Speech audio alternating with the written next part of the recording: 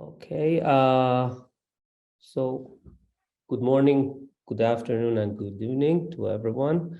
Welcome to the special lecture series on numerical geometry. Today, as our first speaker, we will have Tristan Collins.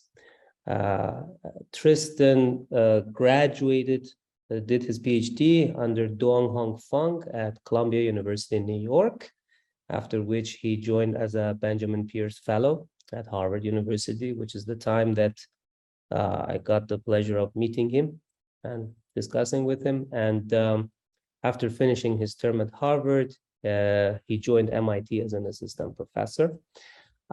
Tristan is working on geometry and analysis, and in particular, he's interested in geometric flows and applications of algebraic geometry to analysis and vice versa. So with that said, it's our pleasure to have Tristan talking today about his work on complete Calabi-Yau metrics on the complement of two divisors. Tristan. All right, thanks very much. Thanks for the invitation. Okay, so I want to talk about some work on complete Calabi-Yau metrics. So I want to start by giving a sort of reasonable amount of motivation for why this is kind of an interesting area.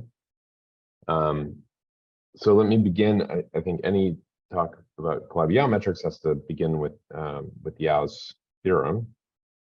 So let me recall the following theorem of Yau, which says that suppose you have a compact Kähler manifold.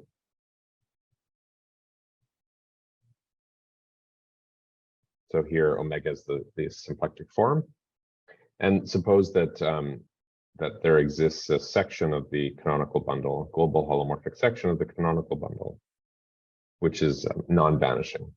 So the canonical, so it trivializes the canonical bundle. Then Yau's theorem says that there exists a unique Kähler metric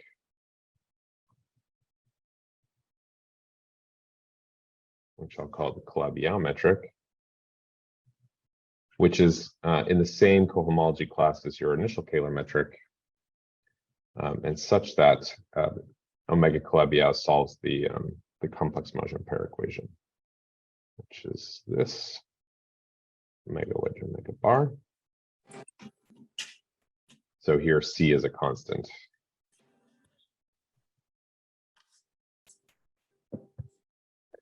Okay, so so this is I'll call this the complex Majorne pair equation. And the upshot of this is that this equation in this setting is equivalent to saying that the Ricci curvature of the associated Riemannian structure is zero. So this is a way of producing compact manifolds with Riemannian metrics that have zero Ricci curvature. So this is still the sort of really the only way, a general technique that we have of finding examples of compact manifolds with Ricci flat metrics. And this gives rise to tons of examples. So let me just note, for example, tons of examples of Ricci flat Riemannian manifolds, of compact Ricci flat spaces.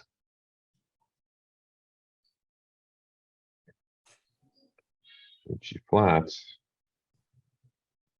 manifolds. So the sort of simplest example would be to take P, a polynomial in n+1 variables. So holomorphic polynomial, which is homogeneous of degree n+1.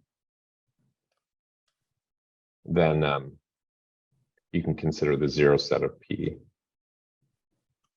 inside of CPN. And this is a Calabi-Yau. So it satisfies the assumptions of this theorem. So namely, it's compact, it's Kähler, it has, for whatever, well, for example, with respect to the restriction of the Fubini-Studi metric, that gives a Kähler form on this compact variety.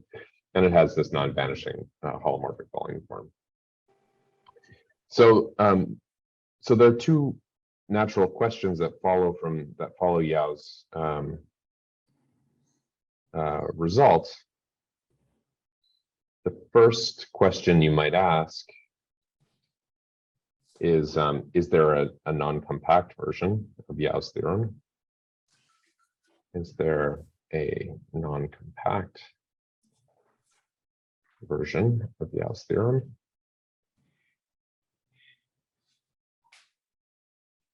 And the second question you might ask is, what can you say about the moduli space of solutions to Yau, of these Calabi-Yau metrics? So moduli space of Calabi-Yau varieties, or sort of Riemannian, sort of viewed as Riemannian varieties. So I actually, these two questions turn out to be quite closely related for the following reason. So let me explain the kind of thing that you might be interested in if you want to understand this moduli space. So for example, consider a family of polynomials PT, which is something like T times P0 plus P1 times P2. Okay, where P0 is degree, these are homogeneous polynomials, so just in the same setting as up here, right? So P0 is degree n plus 1, P1, P2 are degree d1, d2, which add up to n plus 1. So then, so this PT equals 0 inside of CPN is a family of Calabi-Yau varieties. So let's assume that this is smooth. Assume smooth for T not equal to 0. Assume, well, okay, let me say it down here. Say, assume this is sort of a generic case. Assume smooth for T not equal to 0.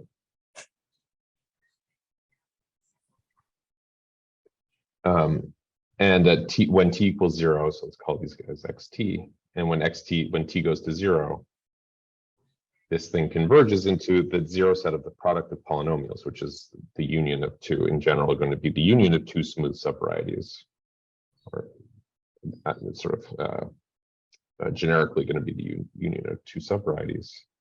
So this is going to be Y1 union along their intersection, Y2 along the common 0 set, or Y1 is Yi is Pi equals 0.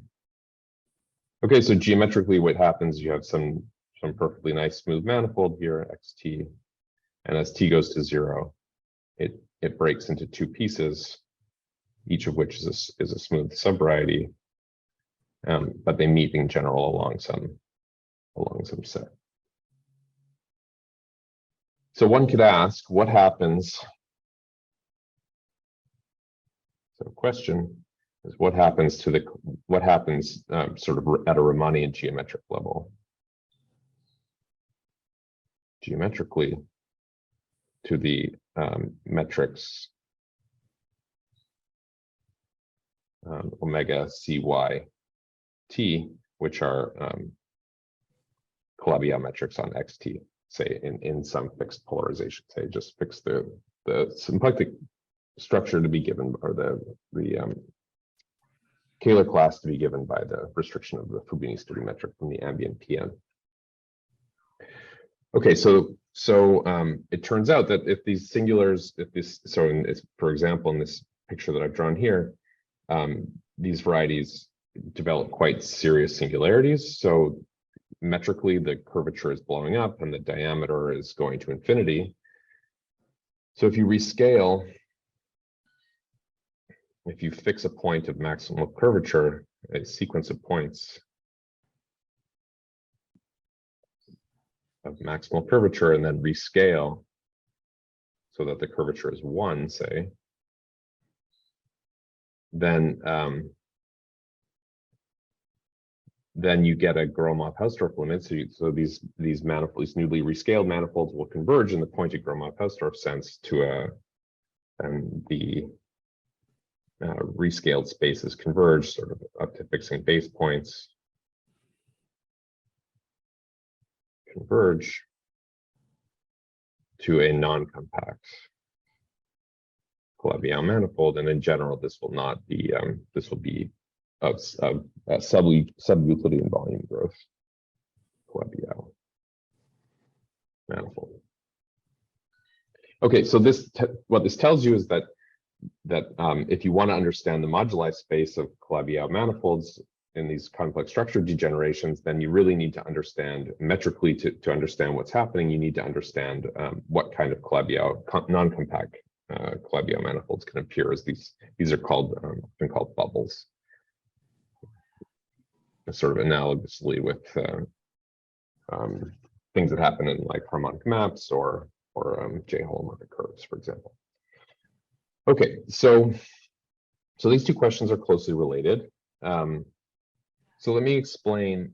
So if you wanted to understand the existence of these, or what kind of examples you can construct, I need to explain how to at least generate examples of non-compact complex Kähler manifolds, non-compact Kähler manifolds with holomorphic volume forms, non-vanishing holomorphic volume forms. So I'm going to give one way of generating examples. So suppose Y is compact Kähler, say. Assume it's projective, but let's say it's Kähler.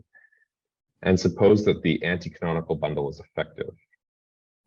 So suppose the dual of the canonical bundle is effective. So there's some section.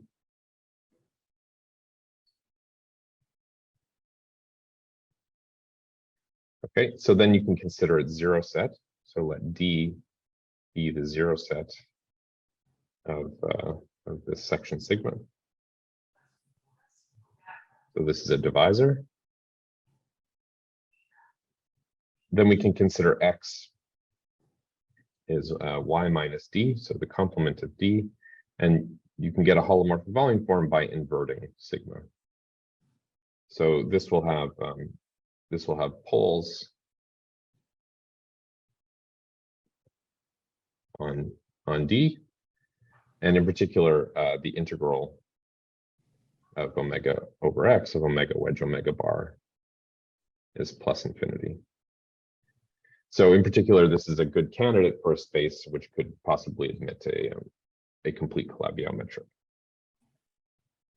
So this question about understanding the bubbles, that there's sort of two conjectures. Okay, so I should say also that there's a slight generalization of this where you can allow you can twist alpha or twist sigma by a real parameter. In fact, let's say integral parameter for the purposes of this talk. So there's two conjectures.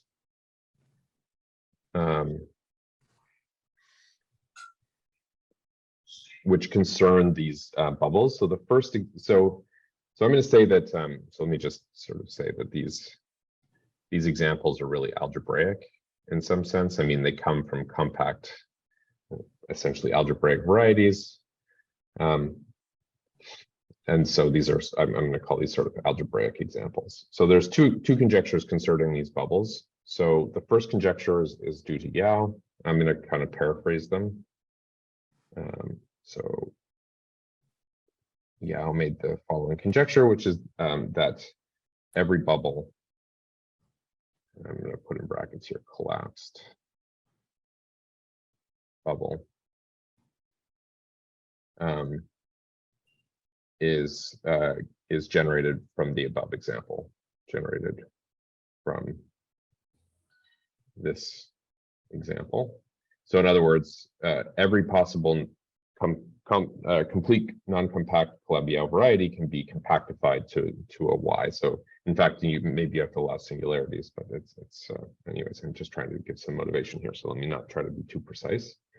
But more or less, the conjecture is that every such bubble comes from this construction. So it's the complement of D in some compact Kähler variety with effective anti-canonical bundle. So the other maybe I'll call it a problem, which goes back to Tian-Yau. So let me just say that this conjecture says that, so if you wanted to paraphrase this, this would say that all bubbles are algebraic.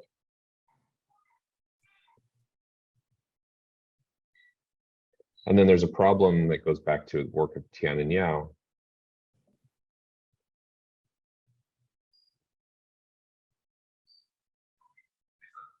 Which is to understand when these examples, when do varieties from this example,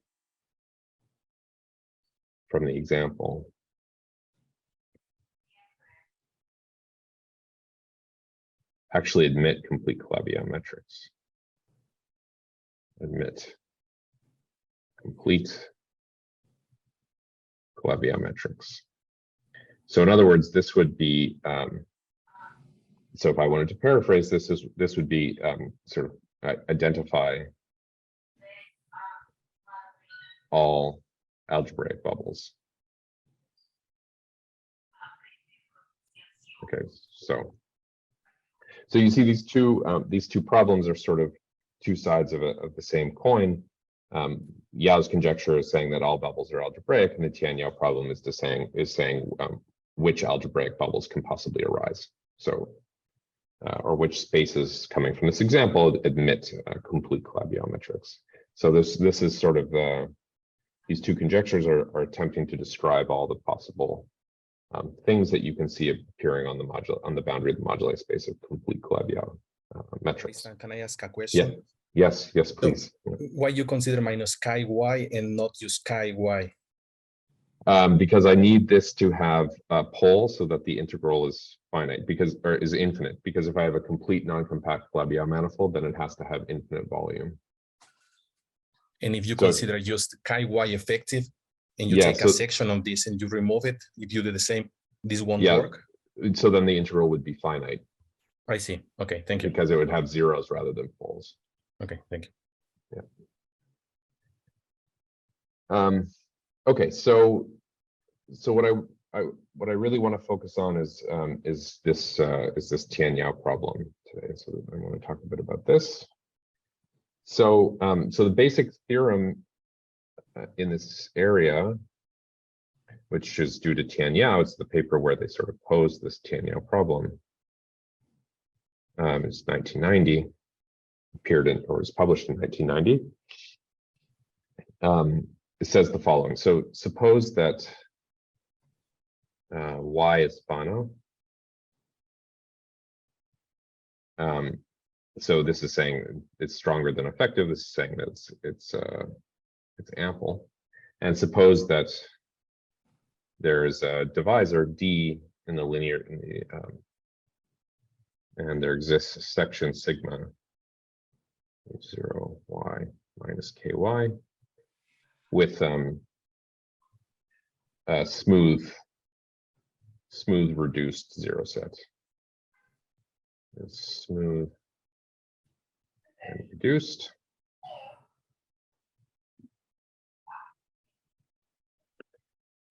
So then what they prove is that there exists a complete Calabi-Yau metric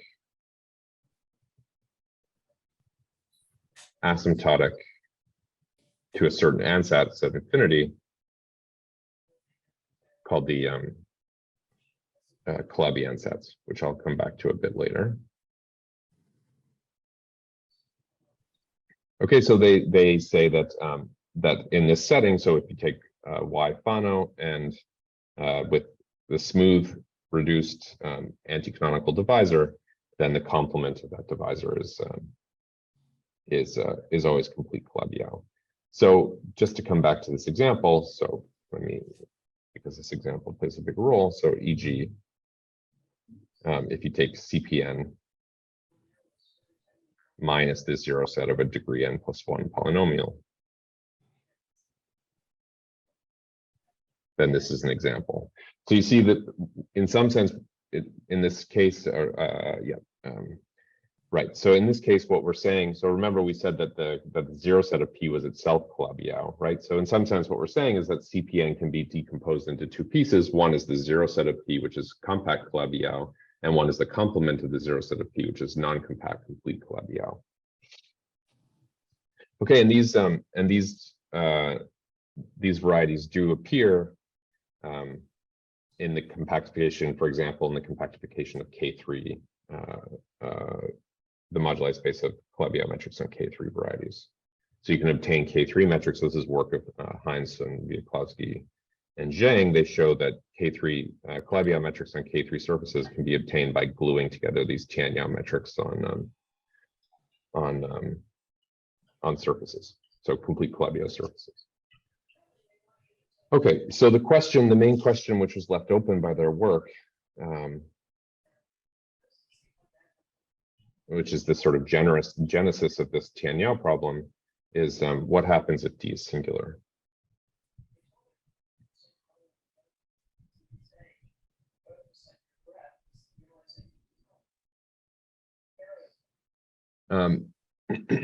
So let me tell you the progress on this problem. And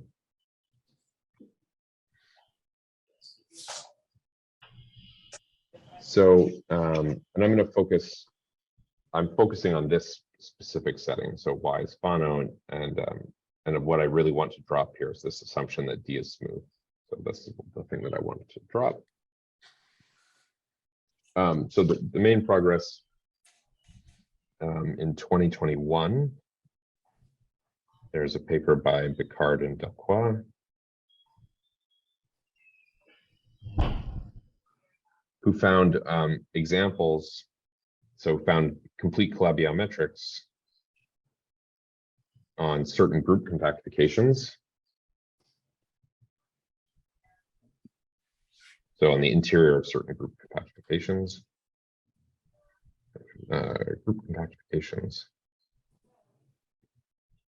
and in this case, the compactifying divisor, so D in this case, is always simple normal crossings, and it's a sum of two pieces. So has simple normal crossings.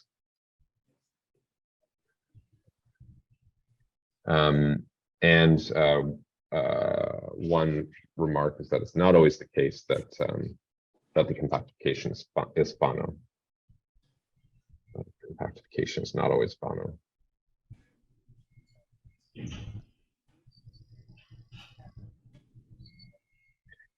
So let me just say quickly a brief aside, since I don't want to assume that people know what this means. So simple normal crossings means that locally it's given by means locally it's equal to the zero set of some product of, so you would have, so in this case you'd have K divisors meeting in a simple normal crossing singularity. So it just essentially means that they meet transversely. So your DI is locally given by ZI equals 0.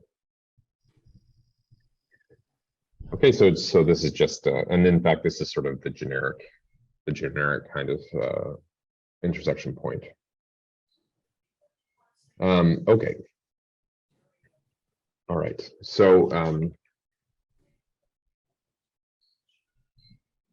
so the theorem that I want to discuss today is, so this is joint work with Yang Li, who says the following. So suppose Y is Fano, the dimension of Y is at least 3. Suppose you have an anti-canonical, a divisor in the anti-canonical linear system, which is a sum of two pieces. So it's simple normal crossings. Simple normal crossings. And suppose that actually both of these divisors are in some linear system up to possibly tensor rings for some fixed ample line bundle. So this is a sort of minor technical assumption. I don't think it's very important. It'll probably be removed. So then y minus d has a complete Calabi-Yau metric. So the example.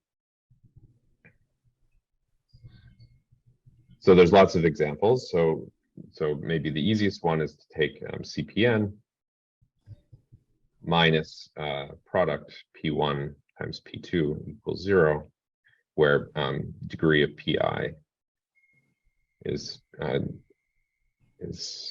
degree of PI is DI, and D1 plus D2 is n plus 1. Okay, so this so let's go back to this this example of a degeneration, right?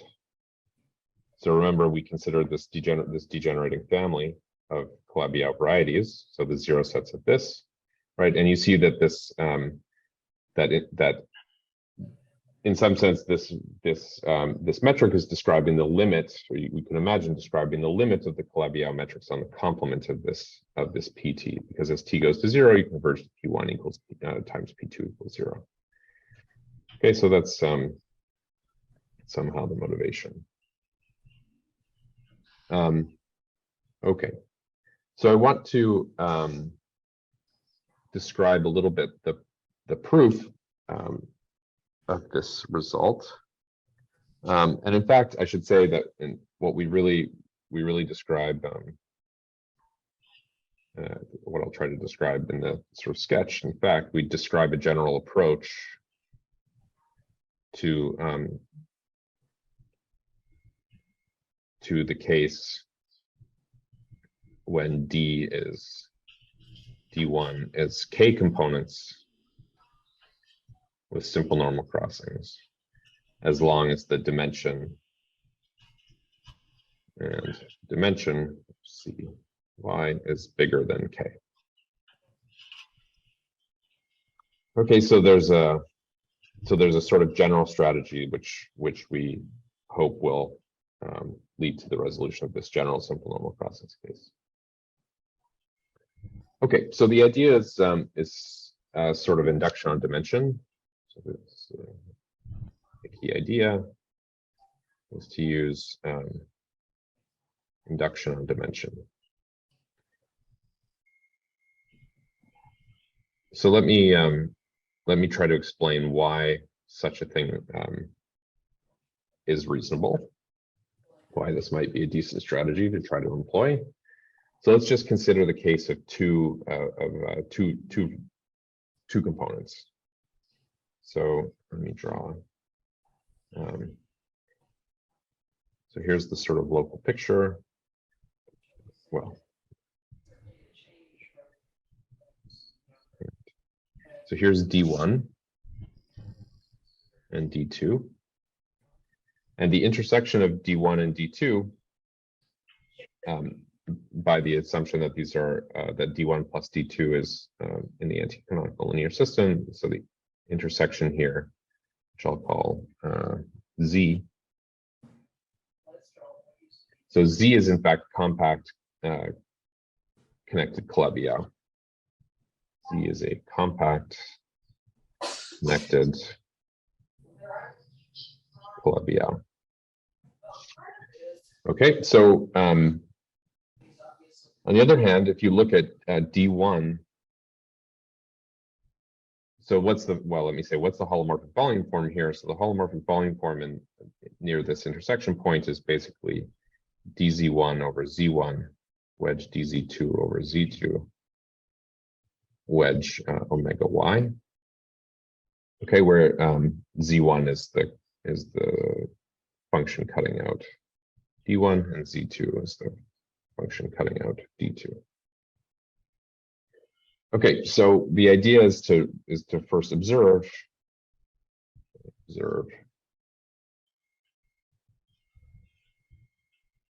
that d1 minus z and d2 minus z. So d1 is Fano and d2 is Fano, Z is a smooth compact Calabi-Yau. So these are exactly fulfill the assumptions of the Tian-Yau theorem.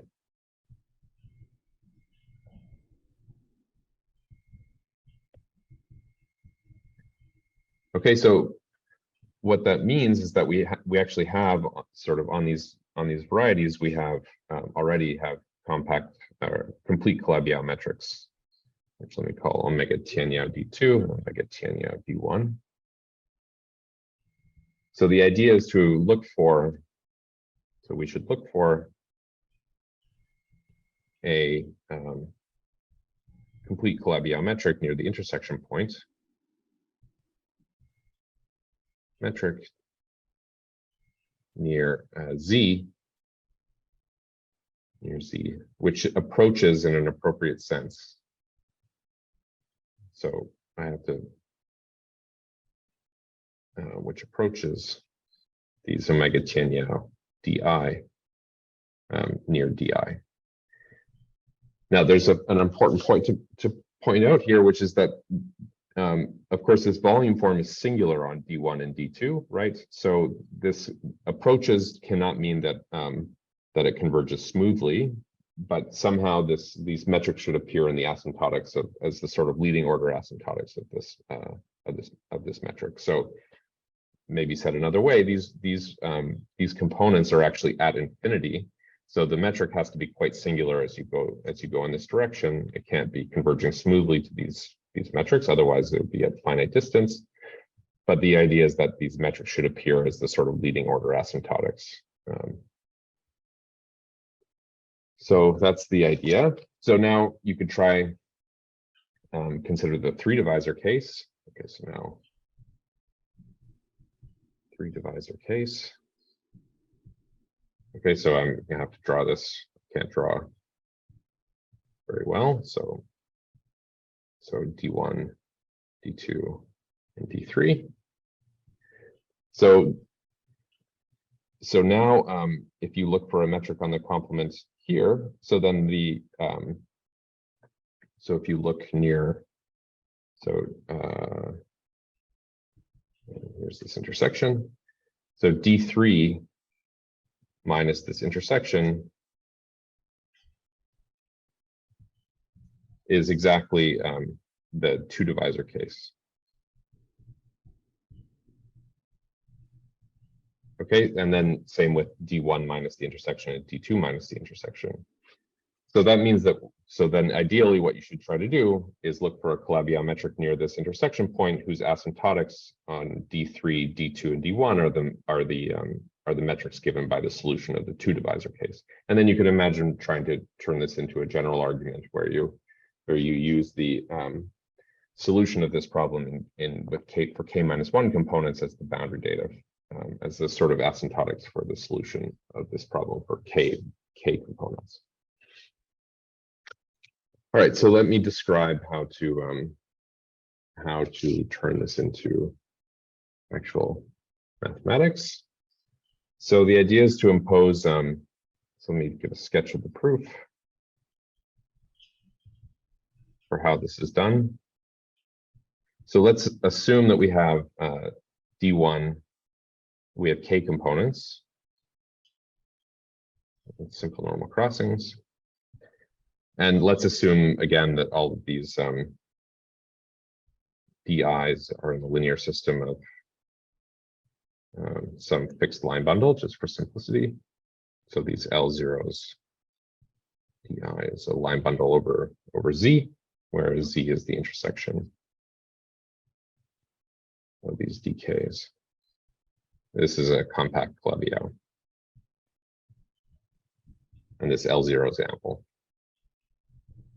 Which is, okay, so not this is just some generalized or some sort of particular setting. So, so fix a metric H0 on L0. So there's a Hermitian metric on this ample line bundle, such that the curvature, this metric, is the Calabi-Yau metric in C1 of the line bundle. So this is This is using Yau's theorem.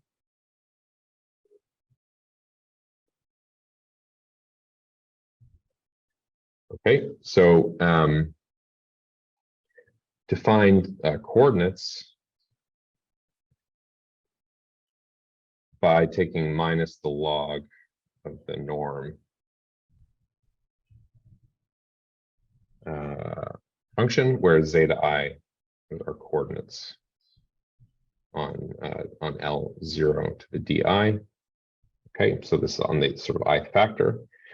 So the normal bundle, so a neighborhood of Z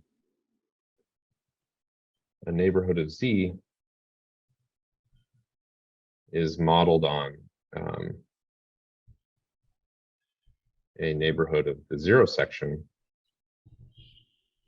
in this total space, L1 to the D1, or L0 to the D1 plus L0 to the DK over Z. Okay, so view this as a n-dimensional complex manifold. So what we want to do is look for a function. So we look for a function, a function of real variables, u of x1 to xk, defined for all these xi's sufficiently large, right, which is saying that we're near zeta equals 0 because we have this logarithmic term, such that the square root of -1 dd bar log, square root of -1 dd bar u is Calabi-Yau, so solves this complex modular pair equation. Okay, so this reduces to the following equation. So you can calculate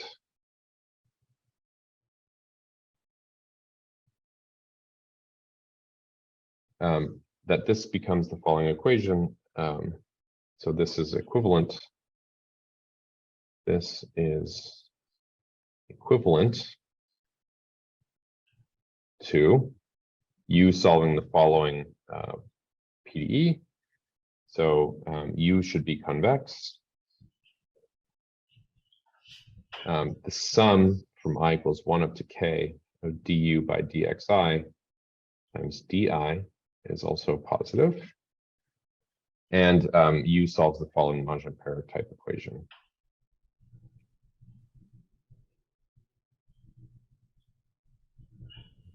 From I equals 1 up to k of du by dxi di to the n minus k. This is supposed to be 1. Okay, so this is like a real modular pair equation. Okay, so let me take a brief aside, right? So an example, let's consider the stupidest possible case of this, which is the case when k is 1. Okay, so that's when there's one divisor. So then this PDE becomes u is convex and increasing, and u prime prime times du by dx to the n minus 1 is 1, which you can check is equivalent to saying that up to a constant u is n over n plus 1, x to the n plus 1 over n. Okay, so this is the Calabi-Yau ansatz that's used in the Tian-Yau construction. So that's kind of a relief that this construction recovers this Calabi-Yau, or this Calabi-Yau ansatz. Okay, so now the problem when you get to the case of two variables is how to impose asymptotics. So what kind of asymptotics should you look for this function u? So if you imagine this is like a PDE problem, right? PDE problems without boundary data don't make any sense. So the question then, the analogous question then is, what kind of boundary data should you impose? So that's the analog of imposing these asymptotics. So how to impose the asymptotics as, say, x1 goes to plus infinity, but x2 stays fixed, stays constant, or vice versa.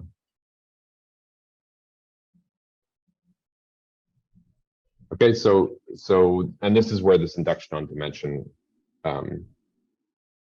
comes in. So the idea is to try to solve the problem so that the asymptotics as x1 goes to infinity looks like this Tian-Yau metric on D2.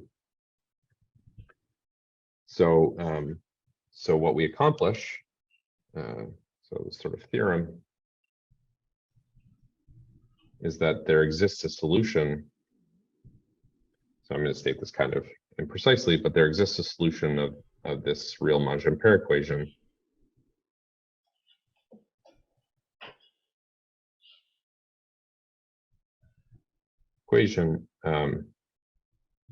whose asymptotics are the Tian-Yau, are given by Tian-Yau. And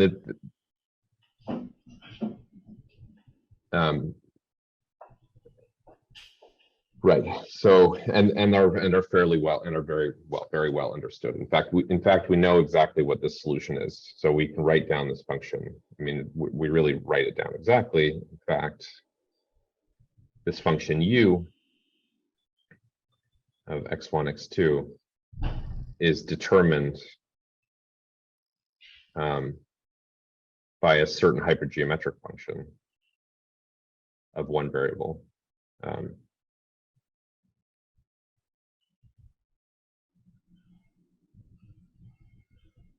Sort of an explicit hypergeometric function. So that's kind of interesting, especially from a mirror symmetry point of view, because of course these hypergeometric functions appear in lots of geometric settings associated with complex structure degenerations. Okay, so so let me now explain. So if you believe that this can be done, so then I can explain how to finish the proof. So basically, what this solving this problem does is it constructs a solution to this equation which is near this intersection point. So here we have this solution to the real Monge-Ampere equation, and in these regions over here we have the Tian-Yau metrics. In this region here we have Tian-Yau. And since this solution to the real Monge-Ampere equation converges to a sort of Tian-Yau metric as you go towards these divisors, you can glue these together. So you can glue these together. Oops. So we can glue these together.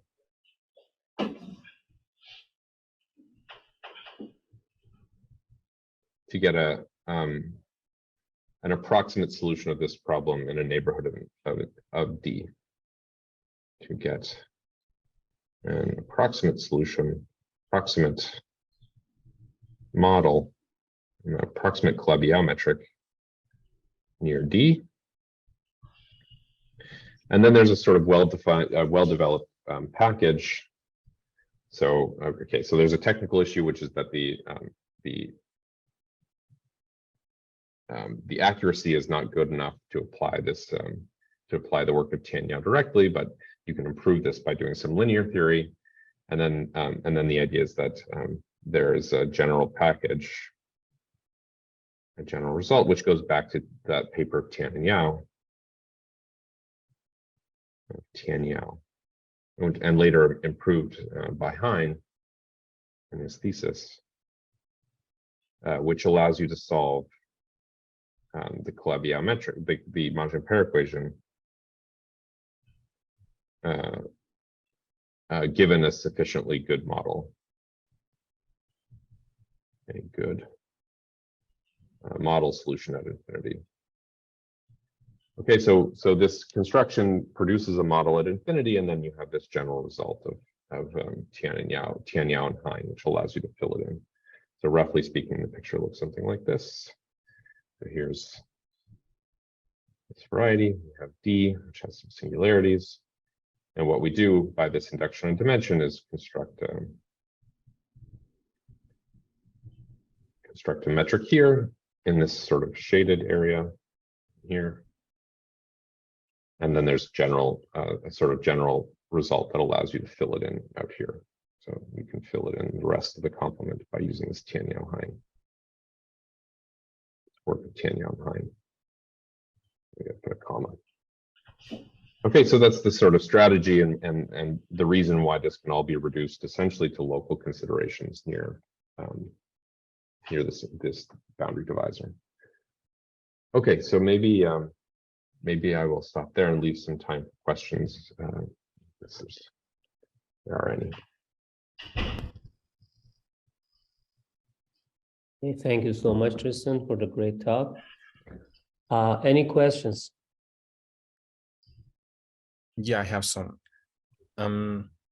So you have some conditions on the dimension, right? You can start from dimension 3. That's right. Yeah. Right?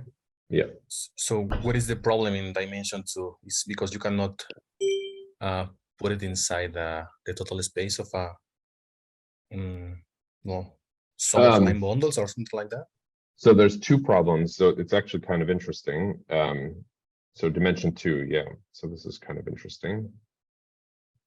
So first of all, so what we really need is that, we need that D1 intersect D2 is a connected Calabi-Yau.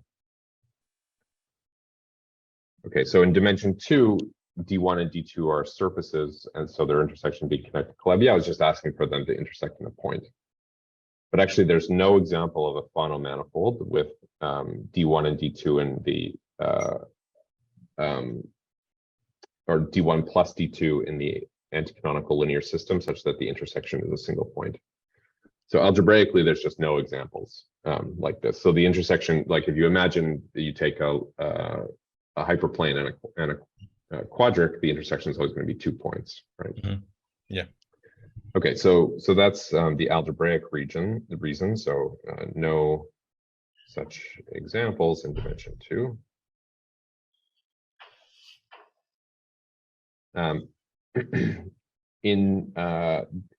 So that's the algebraic reason that you can make the assumption that dimensions at least 3, but then actually analytically, we also cannot solve this this equation with the desired asymptotics as you go towards the boundary. So in fact, even if there were examples algebraically, the analysis doesn't work. So it's kind of interesting actually that you see this obstruction in dimension 2 happening both in the algebra and the analysis. I see. So so for dimensions other than dimension 2, how sensitive is your construction if if D1 intersected D2 is non-transverse intersection? Yeah, I mean, then it's going to be quite sensitive, I think. Yeah, because we use this. I mean, we model this. Yeah, we model it on a normal the total space of a bundle of rank 2, which is, I guess, if it's not transverse, that's something weird happens. Yeah.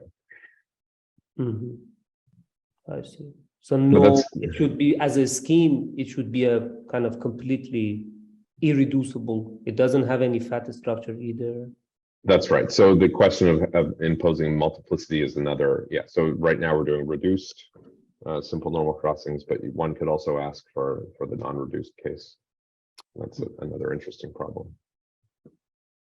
I didn't understand well the example of Thibault. So what is the meaning that you're saying that your theorem in the example of Del Croix says that you can find another examples outside your theorem? Is that okay?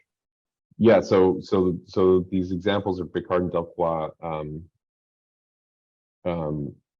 Sort of. I mean, there's some overlap in the case when the compactifications are Fano, although it's not clear that the metrics we produce are the same as the metrics that they produce. I don't know that. And in general, there's no good uniqueness theory for non-compact, for complete non-compact Calabi-Yau metrics, not like in Yau's theorem.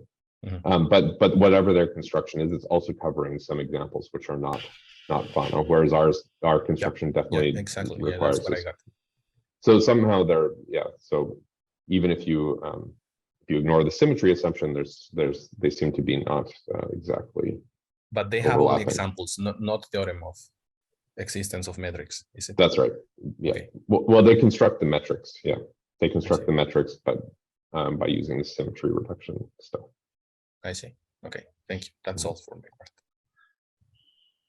Any other questions?